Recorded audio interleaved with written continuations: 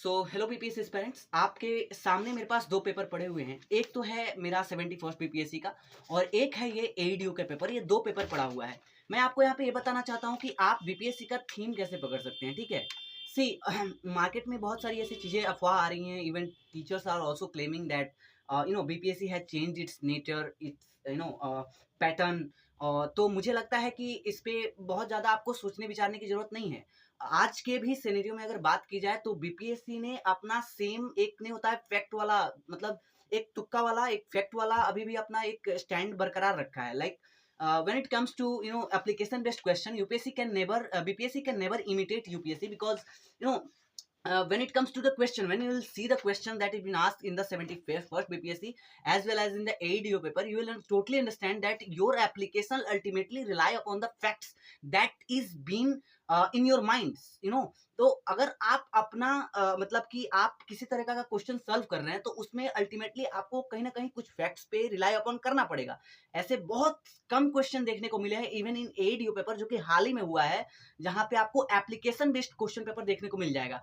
तो मैं आपको जैसे कुछ क्वेश्चन दिखा दे रहा हूँ, ठीक है, पढ़ूंगा तो जरूर ही, लेकिन पहले कुछ क्वेश्चंस आप लोग देख लीजिए। ठीक है, अब कह रहा है यहाँ पे, पहला क्वेश्चन है पॉलिटी का। ठीक है, in which order of the following placed in the constitution of India. कह रहा है कि right to freedom of religion, मतलब इसको क्रोनोलॉजी में लगाना है। Change of state of name, ठीक है, imposition of president rule, mention about the Indian administrative service. तो अल्टीमेटली ये आप कब बना पाइएगा, जब आपके पास इनके आर्टिकल्स याद होंगे, राइट। फिर वहां पे अगला कह रहा है कि 93rd अमेंडमेंट के बारे में पूछ लिया है, ठीक है, रिलेटेड टू। फिर आगे कह रहा है आर्टिकल्स दे दिया है, और आर्टिकल्स के बाद आपको कमीशन दे दिया, जैसे 280 दिया है इलेक्शन कमीशन ऑफ इंडिया, फिर 315 union public service commission, 324 finance commission, ऐसे दिया है। तो अल्टीमेटली तो यहाँ पे आपको आपका फैक्ट और मगप वाला जो रोट लर्निंग है वही काम आ रहा है। फिर ये पॉलिटी की बात हो गई। अब आ जाइए आप लोग हिस्ट्री की बात, तो हिस्ट्री में तो जाहिर सी बात है हमारा फैक्ट ही पूरा है।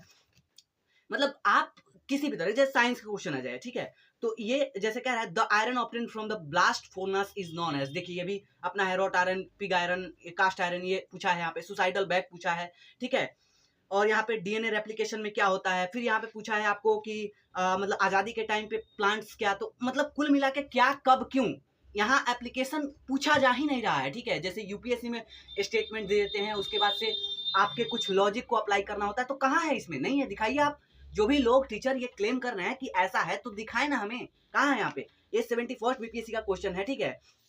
अब 71st बीपीएससी का क्वेश्चन है, इसमें भी आप दिखा दीजिए कहाँ है। एक अगर बात कर दी जाए, अगर करंट को छोड़ दिया जाए तो एप्लीकेशन न के बराबर है। इसमें करंट को छोड़ दिया जाए तो एप्लीकेशन न के बराबर है, और करंट में भी आपको कहीं ना कहीं फैक्ट्स काम करेंगे, मतलब फैक्ट्स के बिना आप उसको भी नहीं कर पाइएगा। ठीक है, आपको चीजें याद होनी चाहिए। अब देखिए यहाँ पे ज्योग्राफी का क्वेश्चन है, एकदम हूबहू पूछा है। यहाँ पे कहाँ एप्लीकेशन है भाई।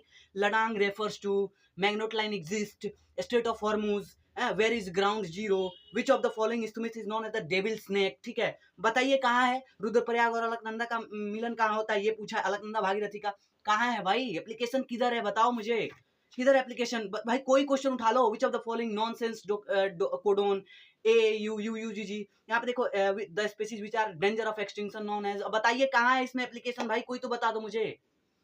तो कुल मिला के ये सब क्वेश्चन है, आप खुद भी वहां पे देख लीजिएगा। कुल मिला के यही कहना चाहता हूं कि ultimately your facts will help you to realise the application and to correct that question with the theme of application. So focus on facts, facts are never इररिलेटिव।